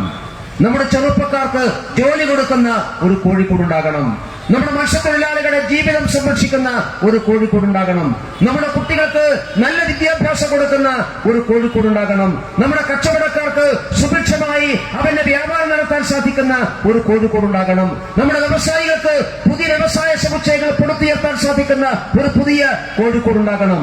അങ്ങനെ ഒരു പുതിയ കോഴിക്കോട്, നന്മകൾ സൂക്ഷിക്കാൻ സാധിക്കുന്ന, നന്മകൾ ഹൃദയത്തിൽ സൂക്ഷിക്കാൻ സാധിക്കുന്ന ഒരു പുതിയ കോഴിക്കോട്, ആ കോഴിക്കോട് നരേന്ദ്രമോദിയെ സ്വീകരിക്കുന്ന കോഴിക്കോടാവണം. ഈ ആശയം ഞങ്ങൾ ഈ കോഴിക്കോട് നോർത്തിലെ പ്രബുദ്ധരായ വോട്ടർമാരുടെ മുമ്പാകെ വെക്കുകയാണ്. ഒരവസരം തരികയാണെങ്കിൽ നമുക്കത് സാധിക്കും. നാം സാധിച്ചിട്ടുണ്ട്. ഭാരതീയ ജനതാ പാർട്ടിക്ക് ദേശീയ ജനാധിപത്യ സഖ്യത്തിന് അവസരം കിട്ടിയിടത്തൊക്കെ ഈ വികസനം കൊണ്ടുവരാൻ വേണ്ടി നമുക്ക് സാധിച്ചിട്ടുണ്ട്. 5 കൊല്ലക്കാലം നാം പാലക്കാട് മുനിസിപ്പാലിറ്റി ഭരിച്ചു. കഴിഞ്ഞ പ്രാവശ്യം ഭരിക്കുമ്പോൾ നമുക്ക് കേവല ഭൂരിപക്ഷം ഉണ്ടായിരുന്നില്ല. പക്ഷെ 5 കൊല്ലക്കാലത്തെ മുനിസിപ്പാലിറ്റിയുടെ ഭരണം തിരിച്ചറിഞ്ഞ ജനങ്ങൾ പാലക്കാട് മുനിസിപ്പാലിറ്റി ഈ പ്രാവശ്യം കൃത്യമായ ഭൂരിപക്ഷത്തോടുകൂടി ബിജെപിയെ തിരിച്ചേൽപ്പിച്ചത് നമ്മുടെ മുൻ അനുഭവമുണ്ട്. എന്തുകൊണ്ടാണ്? ജനത്തിന് അവരുടെ ജീവിതാനുഭവമാണ്. നാട്ടിൽ വികസനമുണ്ടാക്കാൻ നമുക്ക് സാധിക്കുമെന്നുള്ള വിശ്വാസം എന്തുകൊണ്ടാണ്? അതുകൊണ്ട് സഹപ്രവർത്തകരോട് വോട്ടർമാരുടെ രേഖപ്പെടുത്തിക്കളത് ഒരവസരം നിങ്ങൾ എനിക്ക് തരിക. ഒരു പുതിയ കോഴിക്കോടിനെ സൃഷ്ടിക്കാൻ നമുക്ക് സാധിക്കാം. ഈ നഗരത്തെക്കുറിച്ചുള്ള ഞാൻ എന്റെ കാഴ്ചപ്പാടുകളെ കുറിച്ച് നിങ്ങളോട് പറഞ്ഞു. ഈ നഗരത്തിന്റെ പ്രശ്നങ്ങൾ ഞാൻ സൂചിപ്പിച്ചു. ഇത് മാത്രമല്ല, ഞാൻ ഈ പരിമിതമായ സമയത്തിനുള്ളിൽ ബാക്കിയെല്ലാം പറയുന്നില്ല. ഒരുപാട് പ്രശ്നമുണ്ട്. എന്റെ മനസ്സിൽ കോഴിക്കോടിനെ കുറിച്ചൊരു ചിത്രമുണ്ട്. ആ ചിത്രം ഈ നഗരത്തിലെ ജനങ്ങളുടെ ജീവിതവുമായി ഇടപിരിഞ്ഞു നിൽക്കുന്ന ഒരു ചിത്രമാണ്. പഴയ കോഴിക്കോടിനെ പുനഃസൃഷ്ടിക്കാൻ ആവശ്യമായ ഒരു ചിത്രമാണ്. ആ ചിത്രം മനസ്സിലുള്ളത് കൊണ്ടാണ് ഈ നാടിന്റെ വികസനം സാധ്യമാകുമെന്ന് ആത്മവിശ്വാസത്തോടുകൂടി ഞാൻ പറയുന്നത്. അത് എന്റെ മനസ്സിന്റെ ഭാഷയാണ്, എന്റെ മനസ്സിന്റെ വിശ്വാസമാണ്. ആ വിശ്വാസത്തെ സ്വീകരിക്കാൻ ഈ കോഴിക്കോട് നോർത്തിലെ പ്രബുദ്ധരായ വോട്ടർമാർ തയ്യാറാകും എന്നെനിക്ക് വിശ്വാസമുണ്ട്. നമ്മളെ ഈ കോഴിക്കോട്ടെ ജനം സ്വീകരിക്കും. അതുകൊണ്ട് കോഴിക്കോട് നോർത്ത് നിയോജക മണ്ഡലത്തിൽ ദേശീയ ജനാധിപത്യ സഖ്യത്തെ വിജയിപ്പിക്കാൻ നമുക്ക് സാധിക്കും. നമ്മൾ ജയിക്കും. നമുക്ക് മാത്രമേ ഈ നിയോജക മണ്ഡലത്തിൽ പുനഃസൃഷ്ടിക്കാൻ വേണ്ടി സാധിക്കുള്ളൂ. ആ ഒരു ആത്മവിശ്വാസത്തോടു കൂടി ഈ നിയോജക മണ്ഡലത്തിലെ വോട്ടർമാരുടെ മുമ്പാകെ ഈ ആശയം ഞാൻ പകർന്നു വെക്കുകയാണ്. എല്ലാ സഹപ്രവർത്തകരും പറയാനുള്ളത് തികഞ്ഞ ആത്മവിശ്വാസത്തോടു കൂടി ഈ മണ്ഡലം മാറുകയാണ്. ഇന്നിവിടെ നമ്മുടെ ഈ തെരഞ്ഞെടുപ്പിൽ മത്സരിക്കുന്ന ഒരു സ്ഥാനാർത്ഥിയുടെ സഹോദരി ഇവിടെ വന്നു. അതൊരു നിമിത്തമാണ്. അത് ഒരൊറ്റപ്പെട്ട നിമിത്തമല്ല. തെരഞ്ഞെടുപ്പൊക്കെ കഴിയട്ടെ, നമ്മൾ ജയിക്കട്ടെ, അപ്പുറത്തുള്ള പല ആളുകളും ഇപ്പുറത്ത് വരുമെന്ന് നമുക്ക് എല്ലാവർക്കും അറിയാം. അതുകൊണ്ട് ഇന്നിപ്പോ പുറത്ത് പോയി നിൽക്കുന്ന ആളുകൾ പലതും കിട്ടാൻ വേണ്ടിയിട്ടാണ്. അതൊന്നും കിട്ടില്ല. കോഴിക്കോട് നോർത്ത് മണ്ഡലം അവർക്ക് കിട്ടില്ല. ഇനി ആജീവനാന്തം ഈ കോഴിക്കോട് നോർത്തിൽ ഒരു CPM-കാരനും ജയിക്കില്ല എന്ന് ബോധ്യം വന്നു കഴിഞ്ഞാൽ ഇപ്പൊ അവിടെ നിൽക്കുന്ന പല പുറത്തൊട്ട ആളുകളും ഇപ്പുറത്തേക്ക് വരുമെന്ന് നമുക്ക് നന്നായിട്ട് അറിയാം. അപ്പൊ അതുകൊണ്ട് ഈ നിയോജക മണ്ഡലത്തെ സംബന്ധിച്ചിടത്തോളം ജനം BJP-യോടൊപ്പമാണ്, ജനം NDA-യോടൊപ്പമാണ്. ആ ആത്മവിശ്വാസത്തോടുകൂടി ഈ നരേന്ദ്രമോദിയുടെ വികസന കാഴ്ചപ്പാടുകൾ ജനങ്ങളുടെ ഭാഗം അവതരിപ്പിച്ചുകൊണ്ട് ഒരു വലിയ മാറ്റത്തിന് വേണ്ട തുടക്കം നമുക്കുണ്ടാക്കാൻ സാധിക്കണം. ആ മാറ്റം ഈ കേരളത്തിൽ ദേശീയ ജനാധിപത്യ സഖ്യത്തിന്റെയും ഭാരതീയ ജനതാ പാർട്ടിയുടെയും ഒരു ഗവൺമെന്റ് രൂപീകരിക്കുക എന്നുള്ളതാണ്. ആ ഗവൺമെന്റ് രൂപീകരിക്കാൻ നമുക്ക് സാധിക്കും. അങ്ങനെ രൂപീകരിക്കുമ്പോൾ അത് ഈ പ്രാവശ്യം കേരള നിയമസഭയിൽ ഒരു സർക്കാർ രൂപീകരണത്തിന് വേണ്ടിയിട്ടുള്ള വലിയ മുന്നേറ്റം നടത്തുമ്പോൾ ഒരുപാട് താമരകൾ ഈ പ്രാവശ്യം നിയമസഭയിൽ വിരിയാൻ വേണ്ടി പോകുന്നു. അത് 40-ആവാം, 50-ആവാം, 60-ആവാം, 70-ആവാം. എത്ര താമരകൾ വേണം വിരിയട്ടെ. ഒരു അഭ്യർത്ഥന മാത്രമേ ഉള്ളൂ. അതിലൊരു താമര നമ്മുടെ കോഴിക്കോട് നോർത്തിന്റെ താമരയാക്കി മാറ്റാൻ നമുക്ക് സാധിക്കണം. അതിന് നിങ്ങളെല്ലാവരും ഒരുമയോടുകൂടി പരിശ്രമിക്കണം എന്ന് മാത്രം സൂചിപ്പിച്ചുകൊണ്ട് ഞാൻ നിർത്തുന്നു. നമസ്കാരം. വന്ദേ മാതരം. പ്രിയമുള്ളവരെ, കോഴിക്കോട്ടുകാർ ഹൃദയത്തിലേറ്റിയ ശ്രീ രമേശ് ജിക്ക് ഈ ഒരു അവസരത്തിൽ അഭിനന്ദനങ്ങൾ അർപ്പിക്കുന്നു. അതോടൊപ്പം തന്നെ തന്റെ ദൌത്യം പൂർത്തിയാക്കി വിജയഭേരി മുഴക്കാൻ സർവേശ്വരൻ സഹായിക്കട്ടെ എന്ന് പ്രാർത്ഥിക്കുന്നു. വേദിയിൽ ഇനി ആശംസകളുടെ സമയമാണ്. ആദ്യമായി പാർട്ടിയുടെ തലമുതിർന്ന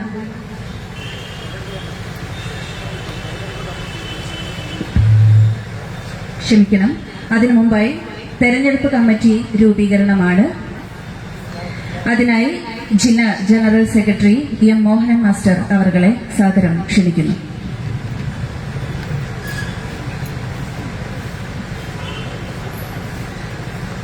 ആദരണീയ അധ്യക്ഷൻ മണ്ഡലം പ്രസിഡന്റ് ശ്രീ ഷൈബു, സമാദരണീയനായ പാർട്ടിയുടെ സംസ്ഥാന ജനറൽ സെക്രട്ടറി, ഈ നോർത്ത് നിയമസഭാ മണ്ഡലത്തിൽ നിന്ന് ജനവിധി തേടുന്ന പ്രിയങ്കരനായ ശ്രീ MT രമേശ് ജി, പാർട്ടിയുടെ മുതിർന്ന നേതാവും ദീർഘകാലം BJP-യുടെ സംസ്ഥാന ജനറൽ സെക്രട്ടറി ചുമതല ഏറ്റെടുത്ത് പ്രവർത്തിച്ചിട്ടുള്ള ശ്രീ PC മോഹനൻ മാസ്റ്റർ ഈ വേദിയിൽ എത്തിച്ചേർന്നതുകൊണ്ട് തന്നെ ഈ വേദിയാകെ ധന്യമായി മാറുകയാണ്. അതേപോലെ തന്നെ ജനസംഘ കാലഘട്ടം മുതൽ ഈ പ്രത്യയശാസ്ത്രത്തിന് വേണ്ടി വളരെ സജീവമായി